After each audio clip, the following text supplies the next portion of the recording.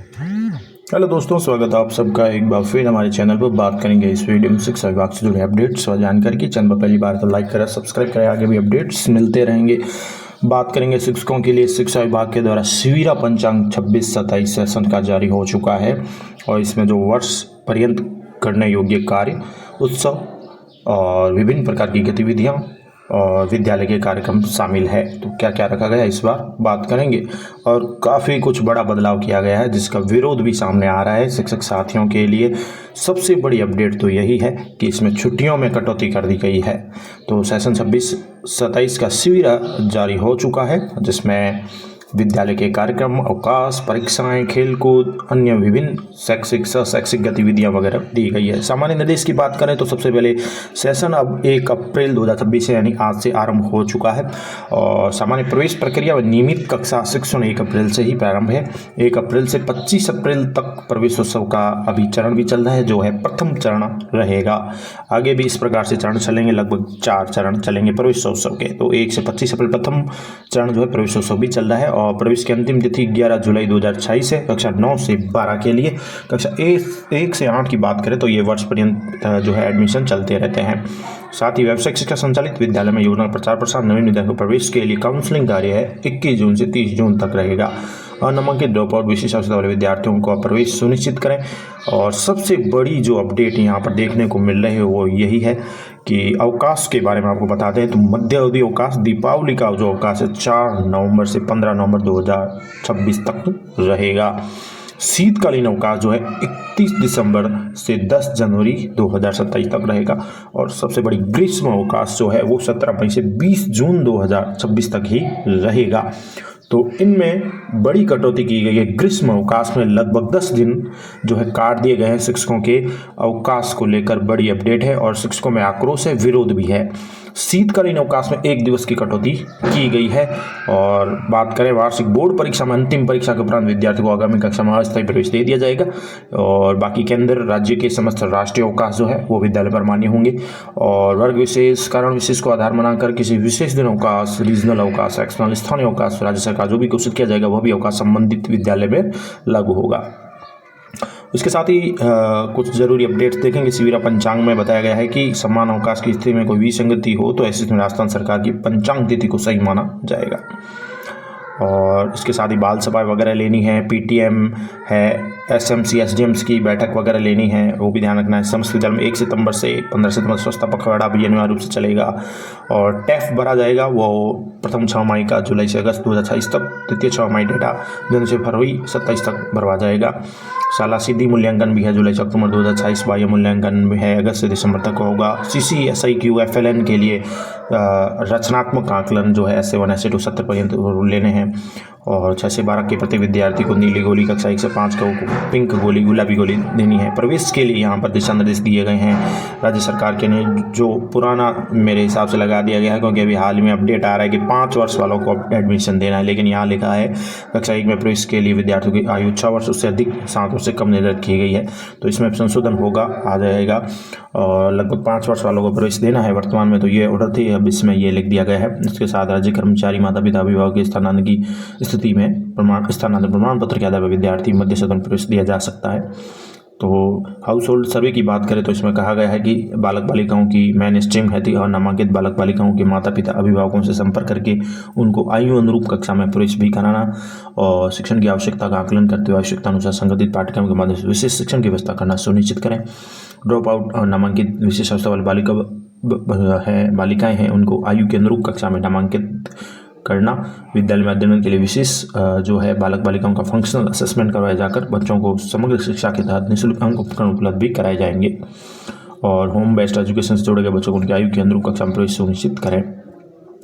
इसके साथ प्रार्थना सभा के बारे में बताया गया है। 25 मिनट की प्रार्थना सभा निर्धारित है और गतिविधि में राष्ट्रगीत है, प्रार्थना, योगाभ्यास, प्राणायाम, सूर्य नमस्कार, समाचार वाचन, प्रतिज्ञा, राष्ट्रीय गान आदि शामिल है।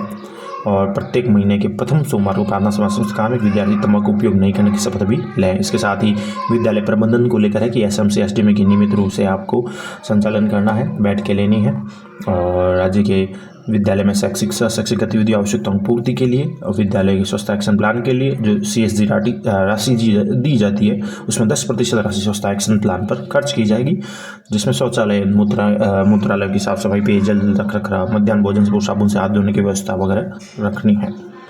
इसके साथ ही अगस्त 2028 से सितंबर 2028 तक SMC प्रशिक्षण में भी समिति के सदस्यों की सक्रिय भागीदारी के प्रोत्साहित करना है। अब बात कर लेते हैं एक पारी विद्यालय की समय सारणी के बारे में। जो दिशा निर्देश है, समय अवधि 1 अप्रैल से 30 सितंबर तक जो ग्रीष्म अवकाश रहेगा वो है 7:30 से 1 बजे तक, जिसमें कुल 5.5 घंटे रहेंगे और प्रत्येक कालांश 35 मिनट का रहेगा। और शीतकाल में रहेगा वो 1 अक्टूबर से 31 मार्च तक 10 से 4 बजे तक, कुल 6 घंटे, 1 से 6 कालांश 40 मिनट का, 7 और 8 कालांश 35 मिनट का रहेगा। 2 पारी विद्यालयों के लिए समय अलग रहेगा, 1 अप्रैल से 30 सितंबर, जिसमें 7 से 6 बजे तक, प्रातः 7 से शाम 6 बजे तक प्रत्येक पारी 5.5 घंटे की रहेगी, प्रत्येक कालांश 35 मिनट का रहेगा। और वहीं 1 अक्टूबर से 31 मार्च तक 2 पारी वाले विद्यालय हैं तो 7:30 से 5:30 बजे तक रहेगा, प्रत्येक पारी 5 घंटे की चलेगी, 1 से 5 वहाँ क्लास 35 मिनट और शेष क्लास 30 मिनट के रहेंगे। और इसी प्रकार 2 पारी विद्यालय कक्षा अनुसार निम्न प्रकार से उनका क्रम है, वो अगली बार की तरह लगभग सेम ही है। और शैक्षिक गतिविधियाँ भी हमें करानी है, जो भी है विभिन्न प्रकार की गतिविधियाँ SUPW है या विभिन्न प्रकार के क्लब गठन करने हैं, वो करने हैं। प्रखर राजस्थान 2 कार्यक्रम की बात भी यहाँ की गई है, 90 दिवसीय कार्यक्रम है तो फिर से ये सुनियोजित किया जा सकता है। और बात करें तो मेगा PTM भी है, तो सभी स्कूल में 31 अक्टूबर 2025 को ली गई थी, उसका आयोजन किया गया था, उसका उल्लेख किया गया है। फिर से PTM या मेगा निपुण जैसे ऐसे कार्यक्रम रखे जा सकते हैं। डिजिटल भलाई ICT वगैरह है, एजुकेशन लैब, रोबोटिक्स लैब्स के बारे में बताया गया है, मिशन स्टार्ट के बारे में है। अवकाश उत्सव के बारे में और जान लेते हैं तो प्रत्येक महीने में जो उत्सव है मनाएं, और शिविरा में जो जयंती उत्सव, प्रार्थना सभा और प्रथम कालांश में ही आयोजित करनी है। इसके साथ ही किसी भी सप्ताह में आने वाले उत्सव कार्यक्रम को आगामी द्वितीय या चतुर्थ शनिवार के अन्य कार्यक्रम के साथ मनाया जाए। यदि किसी सप्ताह में आने वाले कोई वृहद कार्यक्रम है, उत्सव है, तो दूसरा और चौथा यानी नो बैग डे के दिन मना लें साथ में। 15 अगस्त, 26 जनवरी, 2 अक्टूबर को पूर्ण अवकाश होते हुए भी उत्सव मनाया जाना अनिवार्य है। इससे ये सबसे इम्पोर्टेंट है, ये अक्सर शिक्षक साथी पूछते हैं। तो 15 अगस्त, 26 जनवरी राष्ट्रीय आते हैं ये त्यौहार, 2 अक्टूबर इनको भले ही अवकाश हो लेकिन आपको स्कूल अनिवार्य रूप से जाना है और उत्सव मनाना भी अनिवार्य है। शिक्षक, कर्मचारी, विद्यार्थियों की समय के विद्यालय में उपस्थिति भी अनिवार्य है। इसके साथ ही बात करें 2 अक्टूबर को उसी दिन ही मनाया जाए जिस विद्यार्थियों द्वारा महात्मा गांधी के जीवन पर कोई भी आप कार्यक्रम करा सकते हैं, चाहे वो कविता, नाटक, अभिनय वगैरह गतिविधियां कर सकते हैं। मध्यावधि अवकाश, शीतकालीन अवकाश और ग्रीष्म अवकाश विद्यालय के मंत्रालय चतुर्श्रेणी कर्मचारी केवल राजपत्रित अवकाश का ही उपयोग करेंगे। ये ध्यान रहे, मंत्रालय कर्मचारियों के लिए मध्यावधि, शीतकालीन और ग्रीष्म अवकाश नहीं है, वो केवल अपने राजपत्रित अवकाश का उपयोग करेंगे। और सबसे बड़ा एक और अपडेट यहाँ पर है अवकाश में कि प्रत्येक संस्था प्रधान जो है पहले करते थे 2 सत्र में, अब केवल 1 दिवस का अवकाश घोषित कर सकते हैं और इसकी सूचना भी 30 अप्रैल से पूर्व अपने अधिकारियों को भेज देनी है। और जिला कलेक्टर द्वारा घोषित अवकाश भी जिले के विद्यालय में मान्य होगा।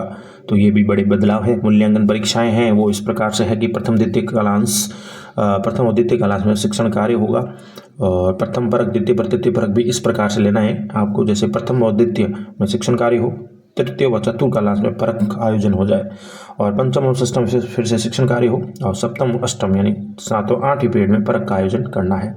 बाकी 6 से 12 के लिए परक है, अर्धवार्षिक, वार्षिक व पूरक परीक्षाएं हैं। और कक्षा 8 के लिए बोर्ड होगा, 5वीं के लिए भी बोर्ड है, 10वीं 12वीं में बोर्ड है और इस प्रकार से रहेगा। और इस प्रकार से परिणाम की घोषणा विद्यार्थी प्रगति पत्र 25 मार्च 2027 को अनिवार्य रूप से कर दिया जाए। बात करें 1 से 5 के लिए तो इनके लिए CCE के तहत योगात्मक आकलन रहेंगे, वही है प्रथम, द्वितीय और तृतीय 3 आकलन, SA1, SA2, SA3 रहेगा, जिसमें अगस्त तक अंतिम सप्ताह तक आपको 45% कर देना है, नवंबर में 35% और करना है और फिर मार्च तक तो परीक्षा से पूर्व लगभग आपको कंप्लीट कर लेना है कोर्स। सभी विद्यालय में अर्धवार्षिक वार्षिक परीक्षा के लिए कम से 1-2 दिवसों का परीक्षा तैयारी अवकाश भी रहेगा। सभी स्तर के विद्यालयों के लिए है। वार्षिक अर्धवार्षिक परीक्षा के लिए 1 व 2 दिवस का परीक्षा तैयारी अवकाश रख सकते हैं विद्यार्थियों के। इसमें विद्यालय खुलते हैं, अध्यापक एवं मंत्रालय परीक्षा के अभिलेख व्यवस्था संबंधी कार्य पूर्ण करते हैं और इस प्रकार का अवकाश रविवार व अन्य राजपत्रित अवकाश को छोड़कर किया जाएगा विद्यार्थियों की परीक्षा के लिए तैयारी के लिए। और बाकी ऐसा ही कि इसी समस्त विद्यालय में पारंपरिक मूल्यांकन 9 का सतत व्यापक मूल्यांकन से ही मूल्यांकन किया जाएगा। और 10वीं 12वीं बोर्ड में प्रविष्ट होने वाले विद्यार्थियों के लिए 14 दिवस का परीक्षा पूर्व तैयारी अवकाश रहेगा। अब बात करें नो बैग डे, तो नो बैग भी रहेगा। प्रत्येक महीने के द्वितीय व चतुर्थ शनिवार को नो बैग डे आयोजन करना है विद्यालय में।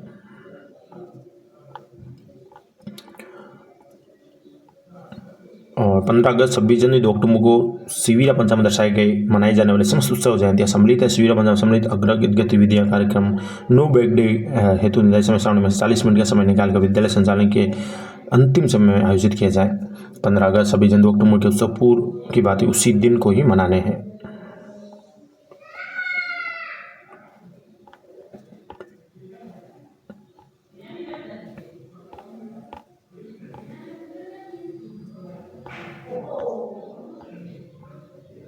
तो ये ज़रूरी अपडेट थे शिक्षा विभाग से रिलेटेड आप सभी के लिए।